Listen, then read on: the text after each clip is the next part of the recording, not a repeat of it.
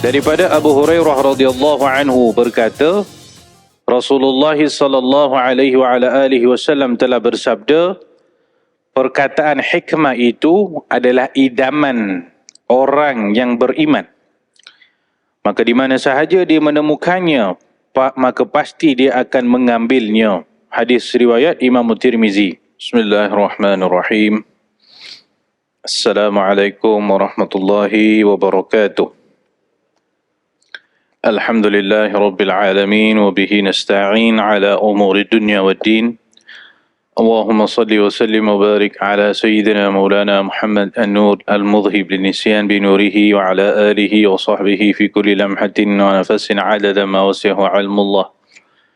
Subhanaka la ilma lana illa ma 'allamtana innaka antal alimul hakim. La ilaha illa anta subhanaka inni kuntu minadh dhalimin. Thumma amma ba'd. Tuan-tuan dan puan-puan sidang jemaah yang dirahmati Allah Subhanahu wa taala, alhamdulillahirabbil alamin. Bersyukur kita ke hadrat Allah Subhanahu wa taala dengan segala limpahan taufik yang diberikan kepada kita.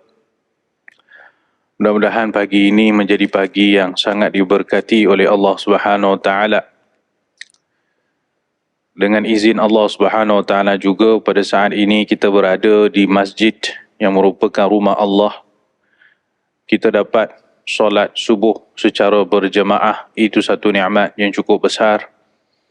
Kita dapat solat sunat qabliyah 2 rakaat yang Nabi SAW menyatakan rakaatai al-fajri khairum minad dunya wa ma fiha. 2 rakaat sebelum solat subuh, 2 rakaat sunat fajar, itu lebih baik daripada segala isi dunia, lebih baik daripada dunia dan juga segala isinya. Dan Allah Subhanahu wa taala muliakan kita juga pada hari ini dapat kita baca Al-Quran satu muka surat dengan wirid-wirid yang kita bacakan tadi. Seterusnya Allah taala muliakan kita lagi dengan dapat kita duduk sebentar di dalam majlis-majlis ilmu yang disabdakan oleh Nabi sallallahu alaihi wasallam, ini adalah taman-taman syurga. Jadi kalau kita nak kira berapa banyak nikmat Tuhan bagi kita pagi ni sahaja kita dah tak mampu nak kira dah tuan-tuan. Berapa banyak nikmat anugerah yang Tuhan bagi pada kita pagi ni sahaja kita dah tak dapat nak kira. Sebab begitu banyak sekali. Maka alangkah ruginya kalau kita tidak bersyukur dengan nikmat-nikmat tersebut. Alhamdulillah, kita teruskan pada pagi ini pengajian kuliah hadis kita. Kepada yang berada di sini, alhamdulillah, ahlan wa sahlan. Kepada yang tengok live daripada Facebook Masjid Al-Falah, ahlan wa sahlan. Kita teruskan bacaan hadis daripada kitab yang bertajuk 40 hadis kelebihan ilmu dan juga ulama, karangan Al-Kiai Syekh Muhammad Syukri bin Yunus Al-Banjari. Dan kitab ini diterjemahkan dan dihuraikan oleh almarhum Syekh Muhammad Fahmi Zamzam, Syekh Ahmad Fahmi bin Zamzam Al-Maliki rahimahullahu ta'ala rahmatan wasi'ah. Kita teruskan dengan hadis yang ke-15. Tajuknya, hikmah itu kepunyaan orang yang beriman.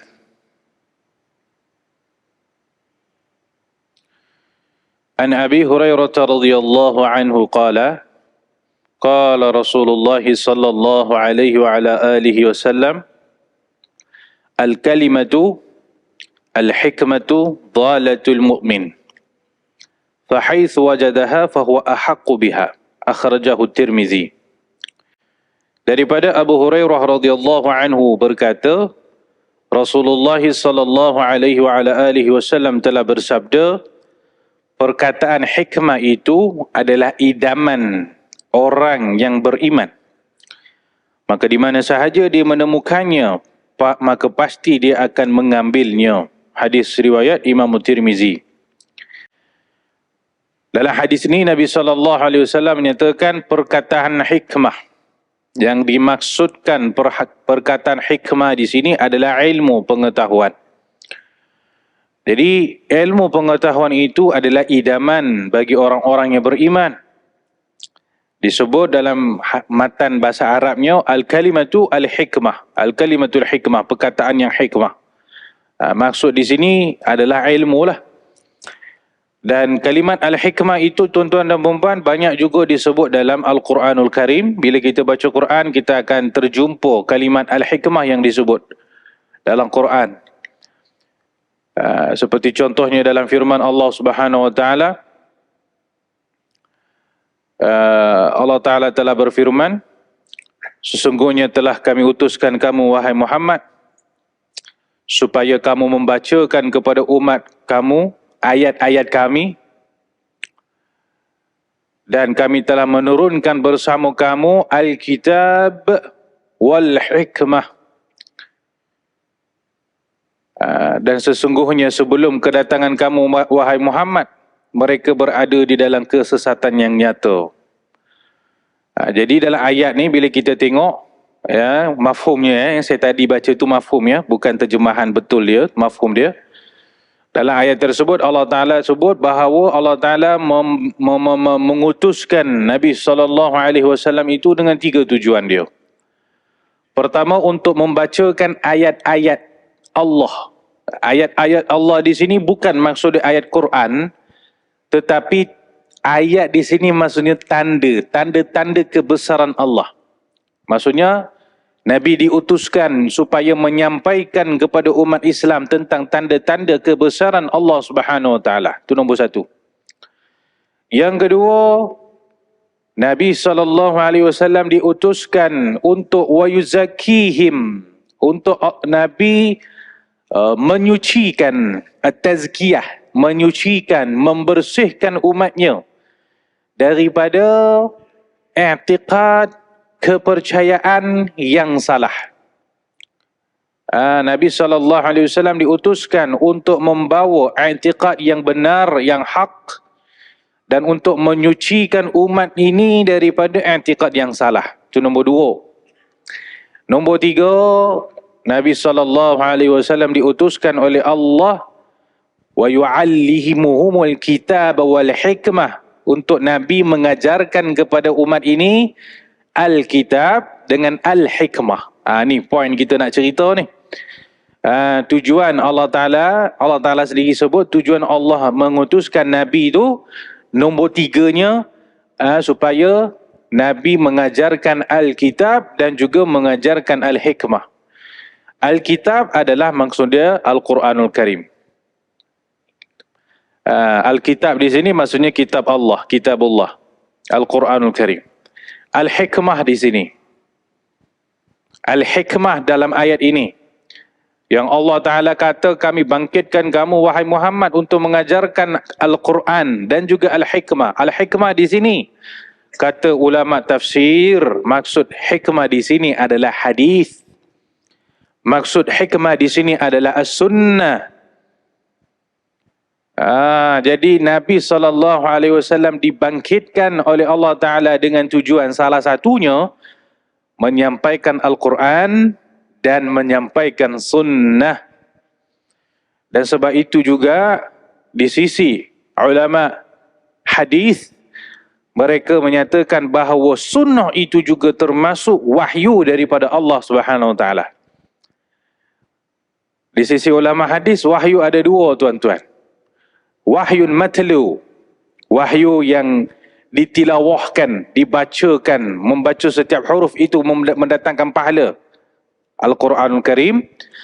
Dan ada wahyu nombor 2, nama dia wahyun ghairu matlu, wahyu yang tidak ditilawahkan. Dia wahyu juga, tapi bukan bermakna membaca setiap huruf itu dapat pahala, tidak. Ini wahyu apa pula ni, nombor 2 ni? Ini namanya sunnah. Sunnah juga sebenarnya adalah wahyu daripada Allah Subhanahu Wa Taala. Jadi Al-Hikmah dalam Al-Quran disebut banyak tempat, dan kebanyakan tempat bila disebut hikmah, maksud hikmah dalam Quran itu merujuk kepada as-sunnah. As-sunnah ataupun hadis Nabi SAW. Dan perkara ini juga tuan-tuan dan puan-puan menjelaskan tentang kedudukan dan kemuliaan ilmu hadis itu sendiri. Kemuliaan hadis itu sendiri. Banyak hadis-hadis yang Nabi sebut tentang kelebihan mendengar ilmu hadis ini. Di antaranya satu hadis yang Nabi SAW pesan kepada Sayyidina Anas bin Malik radhiyallahu anhu. Nabi SAW bersabda, "Wahai Anas, kalau kamu boleh hidup daripada pagi sampai malam dalam keadaan tidak ada hasad dengki dengan sesiapa pun, maka hiduplah macam tu." Nabi kata, kalau kamu boleh hidup dalam hati kamu clear, hati kamu bersih, hati kamu suci daripada perasaan hasad dengki dengan orang, maka hiduplah macam itu. Wa tilka min sunnati, dan itu adalah sunnah aku, kata Nabi. Faman ahya sunnati faqad ahabbani, barang siapa telah menghidupkan sunnah aku, nescaya dia telah mencintai aku. Faman ahabbani yakunu ma'i fil jannah, barang siapa telah mencintai aku, maka dia bersama dengan aku dalam syurga, kata Nabi. Jadi hidupkan sunnah Nabi, itu tanda cinta kepada Nabi. Cinta kepada Nabi itu ganjarannya dapat bersama dengan Nabi dalam syurga. Macam mana nak hidupkan sunnah Nabi, tuan-tuan, kalau tidak dipelajari sunnah tu apa? Apa itu sunnah, apa itu tidak sunnah? Kalau yang situ, kalau tak dipelajari, maksudnya tak belajar ilmu hadis, kita tak tahu yang ni adalah sunnah, yang ini adalah sunnah, yang ini adalah sunnah, maka macam mana nak hidupkan sunnah tersebut? Maka dengan mempelajari hadis itu, jelas depan mata kita mana yang sunnah, mana yang Nabi suruh buat, mana yang Nabi larang, mana yang Nabi kata jangan buat, jelas. Maka dengan menghidupkan sunnah tadi, itu adalah tanda cinta kepada Rasulullah SAW.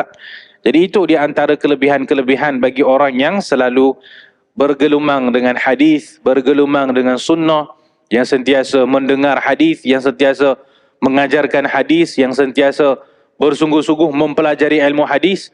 Itu satu daripada puluhan ganjaran-ganjaran yang dijanjikan kepada orang-orang yang menjunjung hadis Nabi SAW. Jadi tuan-tuan dan puan-puan, pagi ini juga kita sedang bergelumang dengan hadis Nabi SAW, di mana Nabi menyatakan al-kalimah al-hikmah, ilmu pengetahuan itu adalah idaman bagi orang yang beriman, maka di mana sahaja dia menemukannya, maka pasti dia akan mengambilnya. Maksudnya di sini, orang beriman ni, mana-mana dia jumpa ilmu, dia akan kaut ilmu tersebut. Dia akan ambil ilmu tersebut. Kalau di sini, dhalatun ni diterjemahkan sebagai kalimat idaman. Idaman bagi orang beriman. Baik. Dhalatun juga ada satu lagi makna. Daripada sudut bahasa Arab, dhalatun juga memberi makna barang kehilangan. Bila sesuatu barang tu hilang daripada kita, kita duk cari barang itu, maka barang itu dipanggil dhalah. Dalam hadis Nabi SAW pernah bersabda, Nabi sebut kalimat dhalah ni dalam beberapa tempat. Salah satunya Nabi melarang orang menjadikan masjid sebagai tempat untuk dia mencari-cari barang-barang kehilangan dia. Tempat itu dijadikan sebagai masjid itu dijadikan sebagai tempat untuk apa semualah, bercerita tentang barang-barang yang hilang. Jadi dhalah ni maksud dia barang yang hilang. Kalau kita tengok daripada sudut yang tu, hadis ini bermakna ilmu ni adalah seumpama barang hilangan orang mukmin. Bayangkan kita ada satu benda yang sangat berharga. Let's say tuan-tuan, jam tangan kita lah. Kita kata kita ada jam tangan mahal, Rolex kita RM10,000. Dan jam tangan itu memang kita biasa pakai bila pergi pejabat. Ataupun bila kita pergi meeting, selalu kita pakai jam tangan yang mahal. Takkan tak pakai tuan-tuan, RM10,000 kot. Takkan simpan duduk rumah tak? Jam tangan mahal kita pakailah. Cuba satu hari kita nak pergi meeting ni, cari jam tangan tu tak jumpa. Wah sudah, mana dia nak cari ni? Cari punya cari, tak jumpa jam tangan RM10,000 ni. Rolex yang mahal ni.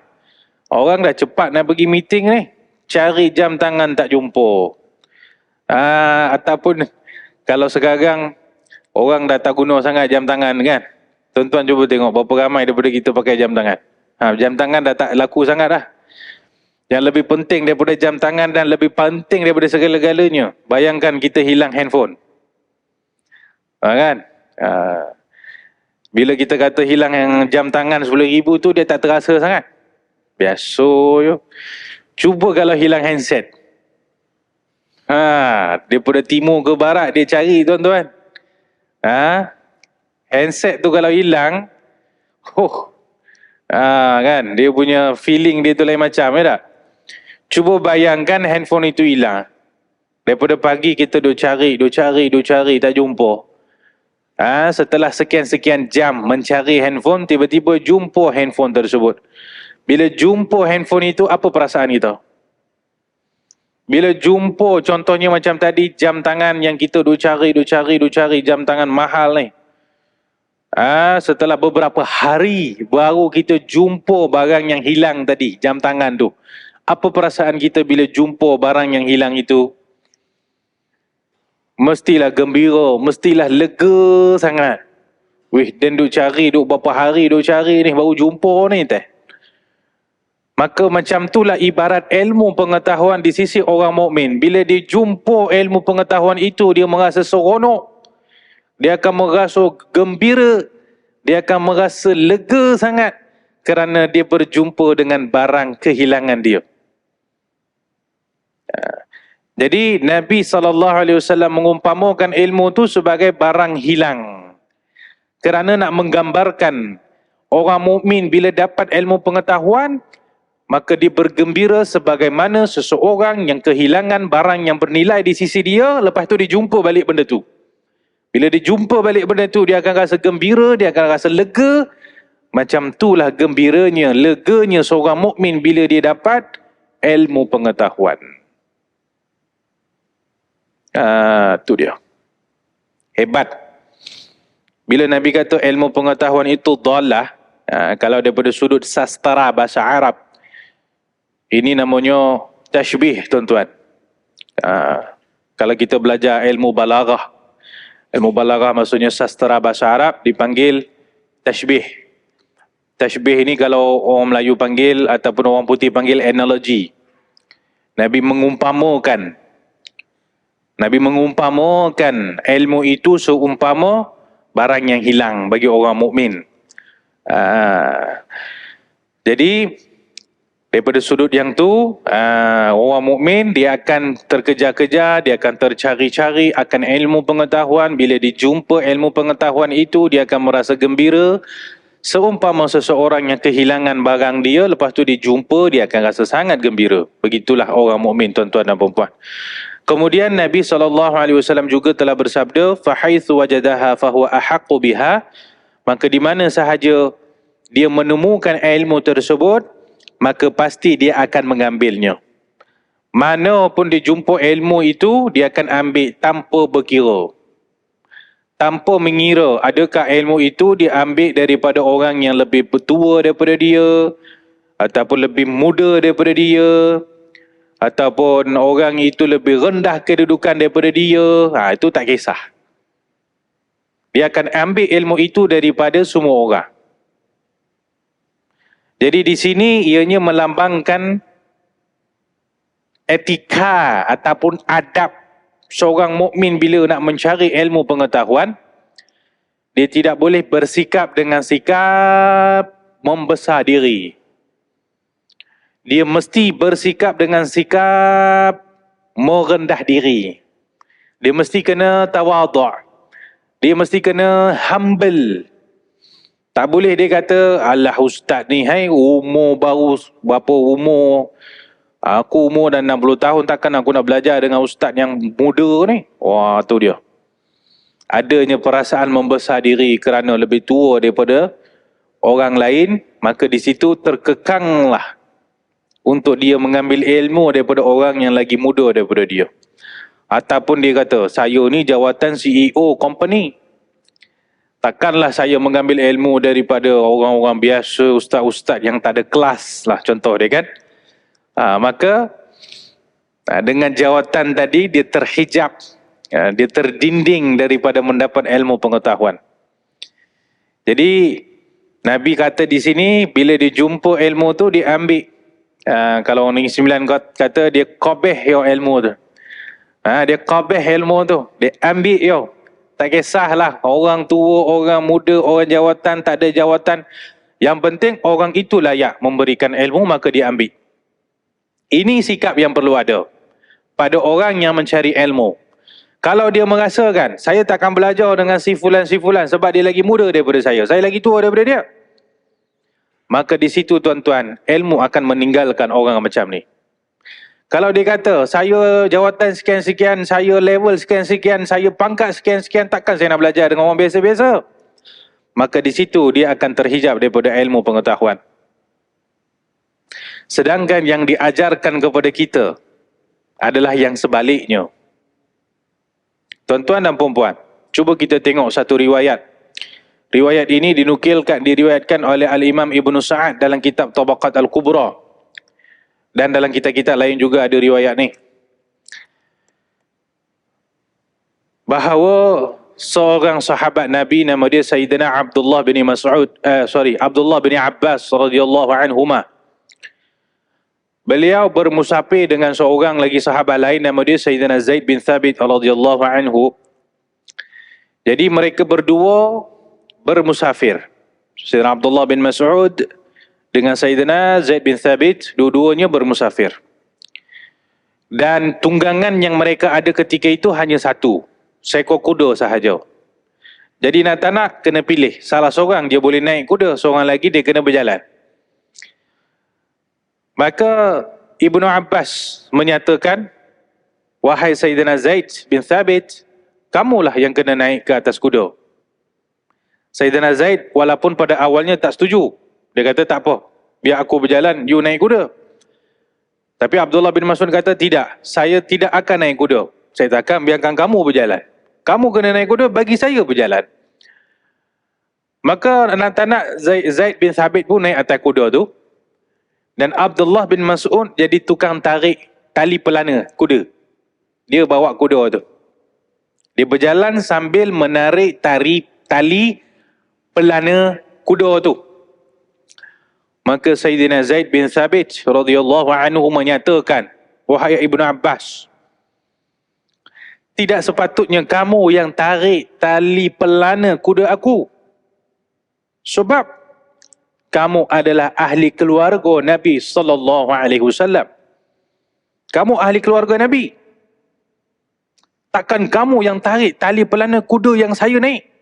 Ush, tak jadi. Segan, malu. Jadi Zaid bin Thabit tak selesa, dia rasa serba salah. Kerana Ibnu Abbas radhiyallahu anhuma juga seorang sahabat yang dekat kerabatnya dengan Nabi. Ibnu Abbas radhiyallahu anhuma, ayahnya adalah Abbas bin Abdul Muttalib. Abbas adalah pakcik kepada Nabi.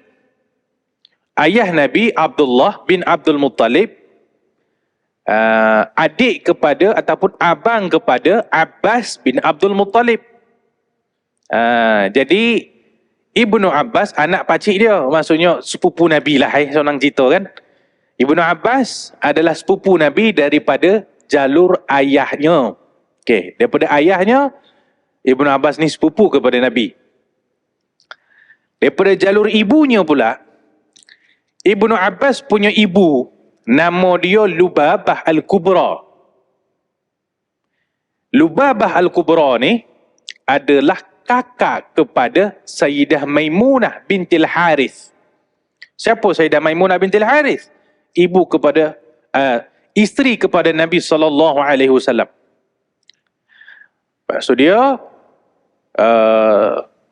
Maksudnya Ibnu Abbas punya makcik adalah isteri kepada Nabi sallallahu alaihi wasallam. Maimunah adik kepada mak Ibnu Abbas. Sayyidah Maimunah. Sayyidah Maimunah adik kepada mak Ibnu Abbas. Makciknya lah, makcik dia lah. Jadi daripada sudut ayahnya, Ibnu Abbas kerabat dekat dengan Nabi, sepupu Nabi. Daripada belah ibunya, dipanggil apa ni? Dipanggil Anak buah Nabi lah kot anak saudara Nabi lah. Kerana makcik kepada Ibnu Abbas adalah Ummul Mukminin. Makcik kepada Ibnu Abbas, Sayyidah Maimunah, adalah isteri kepada Nabi SAW. Maksudnya daripada belah ayah pun kerabat dengan Nabi, daripada belah ibu pun kerabat dengan Nabi. Dekat dengan Nabi tu. Maka Sayyidina Zaid bin Thabit radhiyallahu anhu bila melihat Ibnu Abbas yang duk tarik kuda tu, dia rasa cukup segan dan malu. Dia kata, how come saya naik kuda sedangkan you tarik tali pelana kuda? Kamu ni ahli keluarga Nabi.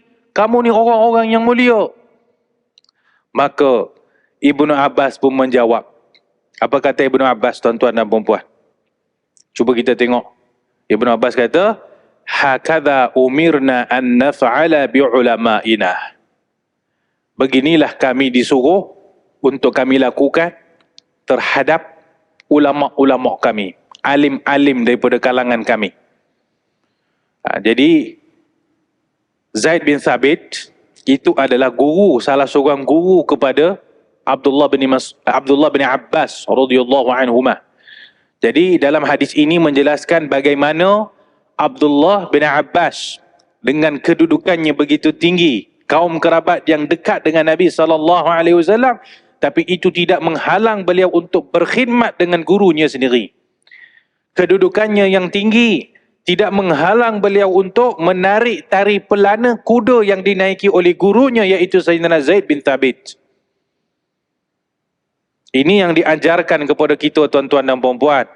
Merendahkan diri depan guru. Merendahkan diri depan orang yang mengajarkan kepada kita ilmu. Tanpa memandang kepada ketinggian diri sendiri. Ada sambungan lagi hadis ni. Hadis yang saya kata tadi tu ada sambungan lagi. Bila Ibnu Abbas dengan Zaid bin Thabit yang menaiki kuda tadi itu sampai di destinasi, Zaid bin Thabit turun daripada kuda.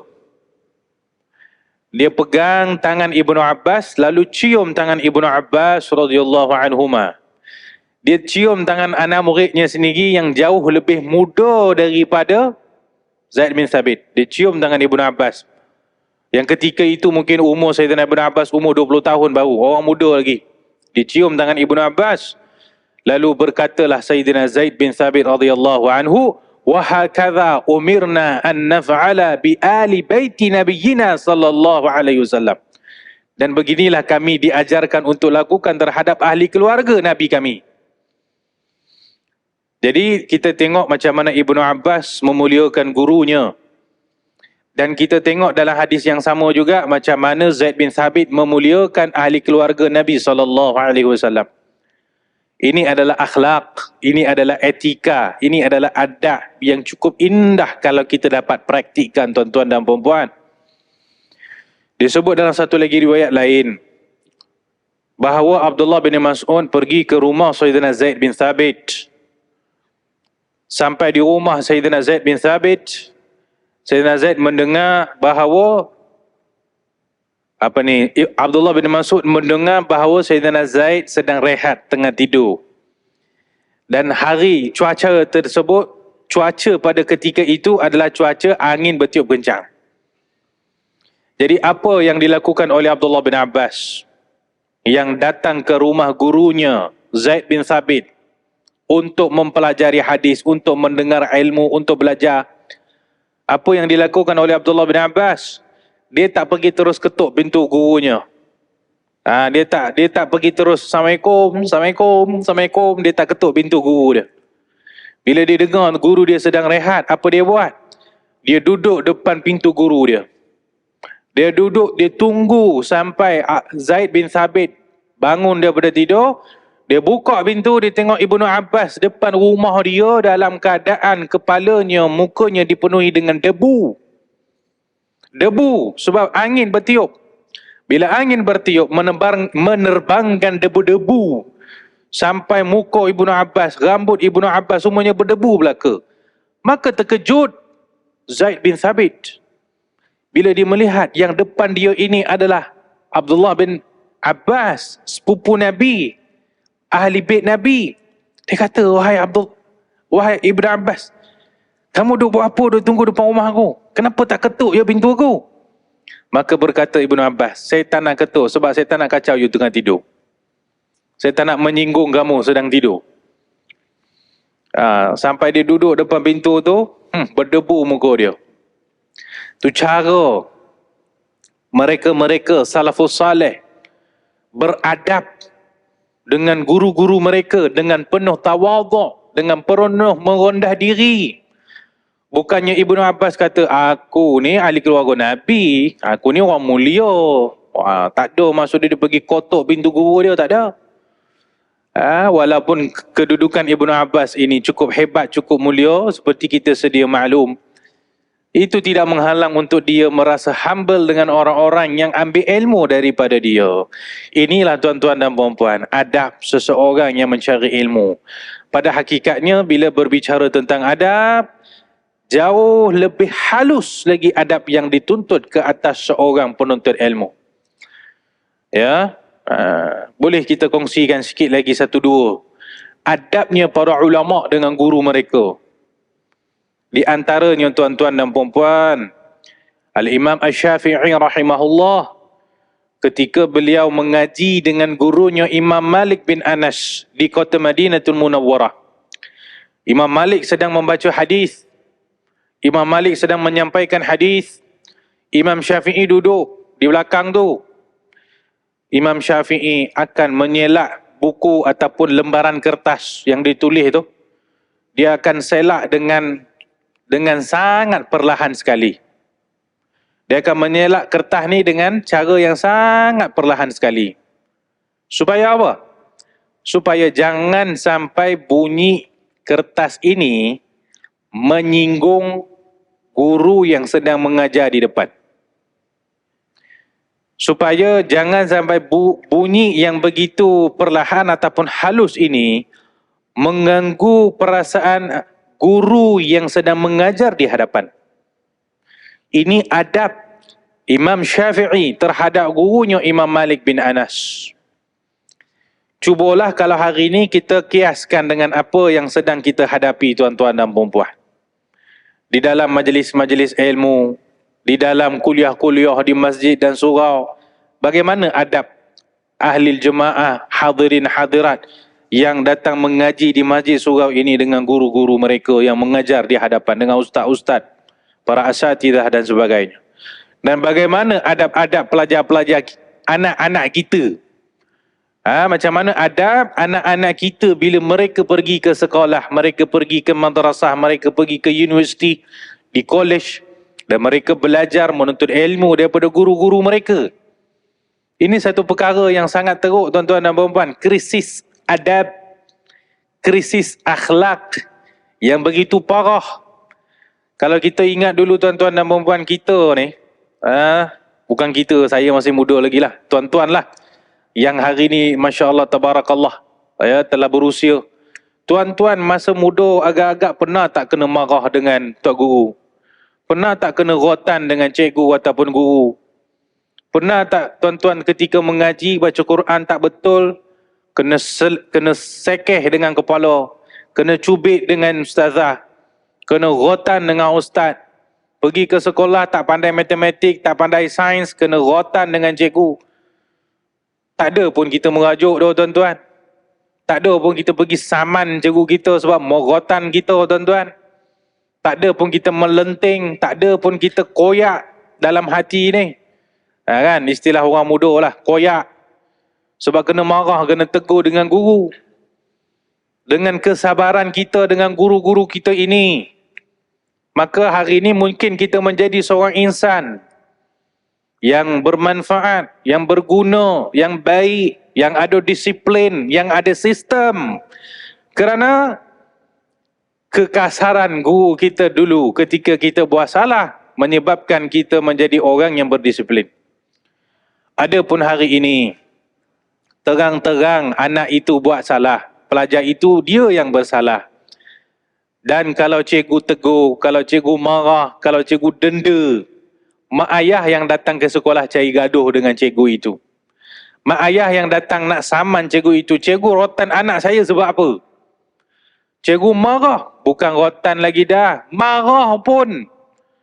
Cikgu kalau marah pelajar dia, nanti petang nanti mak ayah akan datang marah cikgu tu balik. Cikgu marah anak saya sebab apa? Anak saya depression, murung sebab kena marah dengan cikgu depan kawan-kawan dia. Kalau macam ni gaya tuan-tuan, kita khawatir generasi yang akan datang ini generasi yang tidak bermanfaat, yang tidak berguna, yang tidak ada disiplin, yang manja sangat, yang tak ke mana-mana pun sudahnya nanti. Kita ini yang dilayan dengan rotan, dilayan dengan marah dan tegur oleh cikgu-cikgu, akhirnya menjadi orang yang bagus, orang yang baik. Saya teringat pengalaman saya tuan-tuan ketika saya belajar di Mesir. Kalau kita mengaji depan ulama-ulama masyayikh ni, biasanya ada seorang ni dia jadi tukang mukrek. Tukang mukrek ni, ada seorang pelajar, dia akan baca kitab bahasa Arab tu, yang kitab yang tak ada baris. Dia akan baca, syekh akan syarahkan apa yang dibaca oleh mukrek ni.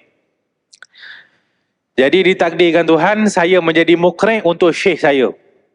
Baca kitab fiqh. Bukan bahasa Melayu tuan-tuan, bahasa Arab.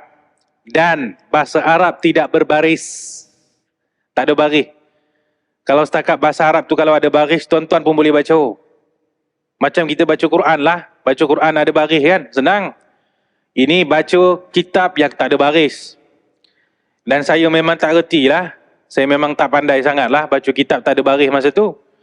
Jadi bila baca salah baris. Bila baca salah baris. Baris lari, baris kulu kilir, baris depan jadi atas jadi bawah. Terabur saya punya baris. Syekh saya tu duk tengok, budak ni baca kitab pun tak betul ni kan. Lalah dia mengamuk tuan-tuan. Mengamuk syekh saya tu.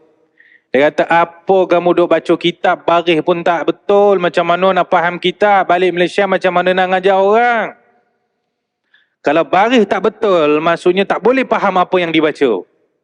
Kalau baris pun salah, confirm tak boleh faham apa yang dibaca. Teks tu takkan boleh faham. Kalau tak faham macam mana nak mengajar orang, marah dia. Saya tak boleh lupa sampai sekarang. Hari itu saya kena marah. 2 hari lepas itu saya pergi cari ustaz seorang. Saya kata saya nak belajar ilmu nahu. Ilmu nahu ni ilmu ilmu tentang baris. Macam mana nak baca bahasa Arab tu dengan baris yang betul. Ilmu nahu dipanggil. Saya pergi baca kitab nahu dengan seorang guru, seorang ustaz. Saya khatamkan kitab Qatrun Nada. Qatrun Nada ni salah satu kitab nahu yang sangat famous. Saya khatam kitab Qatrun Nada. Lepas tu saya jadi mukrek. Masih ada salah juga. Tapi tak ada sebanyak yang mula-mula tu tadi. Berkat kena marah dengan guru saya tuan-tuan. Nahu saya bertambah okey. Saya boleh baca yang tak ada baris. Walaupun tak sepenuhnya betul. Tak adalah saya klaim 100% baris saya confirm tak salah. Tak, ada juga salah. Sampai sekarang mungkin kalau saya baca baris itu mungkin ada yang salah juga. Fa'il, maf'ul, naibul fa'il, mubtada, khabar, apa semua kan. Macam-macam cerita ilmu nahu ni. Tinggal lagi berkat kena marah tu tadi. Ya, saya pergi belajar nahu, dapatlah perbaiki sikit. Baca kitab tak ada baris ni. Kan, tahu-tahu sekarang dah jadi ustaz dah, duduk depan tuan-tuan baca hadis ni. Tapi nasib baik hadis yang saya baca tu ada baris. Tak risau sangat lah. Kalau tak ada baris, takut juga saya baca kan. Jadi ceritanya pengalaman kita tuan-tuan, time muda-muda dulu. Guru kita marah, guru kita tegur, guru kita mengamuk, guru kita rotan, guru kita cubit. Tak melenting kita. Tak berani nak bercakap. Tak berani nak report dekat mak ayah pun. Sebab report dekat mak ayah pula rotan kita pula. Tak berani. Beza dengan suasana yang kita hadapi pada hari ini. Anak-anak yang begitu manja sekali kena tegur sikit, habis dia balik dia report dekat mak ayah. Mak ayah pun duk memanjakan anak-anak ni. Kita khawatir bukan apa. Kita khawatir anak-anak yang manja ini tidak akan menjadi insan berguna seperti kita hari ini menjadi insan berguna. Sebab dulunya kita ini adalah hasil daripada kena rotan, kena marah, kena tegur, kena cubit dan sebagainya. Jadi, kembali kepada cerita asalnya tuan-tuan, menjaga adab di hadapan guru, orang-orang alim, asatidzah, yang mengajarkan kepada kita ilmu, itu adalah sebagai satu tanda kita merendah diri di hadapan para guru-guru. Sebenarnya adab-adab yang perlu kita terangkan kepada masyarakat, ada adab menuntut ilmu itu terlalu banyak. Adab-adab dengan guru, ada adab dalam majlis ilmu seumpama ini. Bahkan ada satu kitab, tajuk dia Tazkiratus Sami' wal Mutakallim fi Adabil Talib wal Muta'allim, fi Adabil Talib wal Muta'allim, karangan Al-Imam Badruddin Ibnu Jama'ah Al-Kinani. Dalam kitab ni beliau membicarakan tentang adab ilmu ni cukup halus. Adab dengan guru paling penting. Adab dengan alat mencari ilmu. Guru ni maksudnya adab dengan orang yang mengajarkan ilmu. Tu nombor satu. Ada pula adab dengan alat yang digunakan untuk mencari ilmu. Kitab. Ya. Apa-apa kitab yang dijadikan sebagai alat untuk kita dapat ilmu kan. Kitab ni mesti ada adab kita kena jaga tuan-tuan. Tak boleh mana-mana kitab itu letak di atas lantai. Tak boleh antara adab tak boleh kitab itu, kitab ilmu diletakkan sekali dengan kitab-kitab yang lara. Ini kejap kita belajar kita hadis. Balik rumah nanti kita hadis sebelah dengan majalah Apo, majalah Ujang, Manggo. Semua ada. Macam tak ada beza pula. Kitab hadis, kitab fiqh, kitab tauhid, kitab tasawuf itu dengan majalah-majalah. Tak boleh ikut adab, tak boleh buat macam tu. Tak boleh letak sekali. Yang lara dengan ilmu tak boleh duduk sekali. Bahkan ulama kata di atas kitab ini tuan-tuan, kitab ni, adabnya, atas kitab ni tak boleh letak apa-apa. Saya pernah kena tegur sebab meletakkan pen di atas kitab. Dia kata kitab bukan tempat letak barang, dia kata. Guru saya pesan. Hari ni atas kitab ada handphone. Ya. Melanggar adab. Jadi dengan kitab ada adab dia sebab dia alat kita mencari ilmu. Dengan guru kita adab dia sebab mereka adalah tempat kita mendapat ilmu. Dalam kitab yang saya sebutkan tadi juga dibahaskan tentang adab dengan tempat kita belajar ilmu. Kita belajar ilmu ke mana? Di madrasah ke? Di masjid ke? Di surau ke? Di pusat-pusat pengajian. Tempat kita belajar ilmu tu pun ada adab yang perlu dijaga di situ.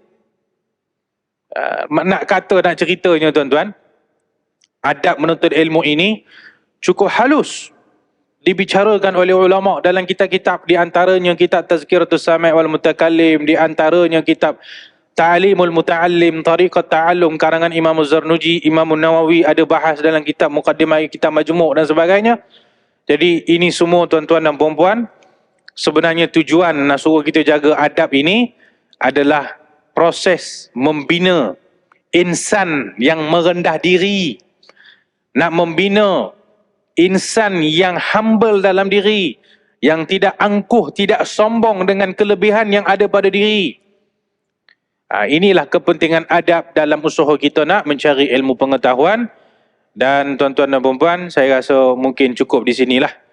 Mudah-mudahan Allah beri kita taufik memahami hadis Nabi SAW yang kita baca sebentar tadi. Bahawa sifat orang mukmin, pertama dia cukup suka, cukup minat, cukup gembira dengan ilmu pengetahuan. Dan yang kedua, dia akan humble, merendah diri di hadapan orang yang mengajarkan dia ilmu pengetahuan. Dia tidak akan berkira untuk mengambil ilmu itu daripada orang yang lebih rendah kedudukan dia, daripada sudut umur, daripada sudut jawatan, daripada sudut pangkat. Dia tak kisah. Yang penting dia dapat ilmu. Yang penting orang yang bagi dia ilmu tu layak memberikan ilmu bagi dia. Maka di situ dia akan merendahkan diri dia. Jadi itulah yang kita fahami daripada hadis tersebut. Mudah-mudahan ada manfaat untuk saya dan juga tuan-tuan dan puan-puan, insya-Allah taala. Semoga ada rezeki kita bertemu lagi. Wallahu a'lam, wabillahi taufiq wal hidayah. Assalamualaikum warahmatullahi wabarakatuh. Bismillahirrahmanirrahim. Alhamdulillahirabbil alamin. Allahumma anfa'na bima 'allamtana wa 'allimna bima yanfa'una wa zidna 'ilman wa 'amalan ya arhamar rahimin. Allahumma ati nufusana taqwaha wa zakkiha anta khairu man zakkaha anta waliyuha wa maulaha. اللهم نبر قلوبنا بنور هدايتك كما نورت الأرض بنور شمسك يا أرحم الراحمين. صلى الله وسلم على سيدنا مولانا محمد وعلى آله وصحبه أجمعين. سبحان ربك رب العزة عما يصفون وسلام على المرسلين والحمد لله رب العالمين. Assalamualaikum warahmatullahi wabarakatuh.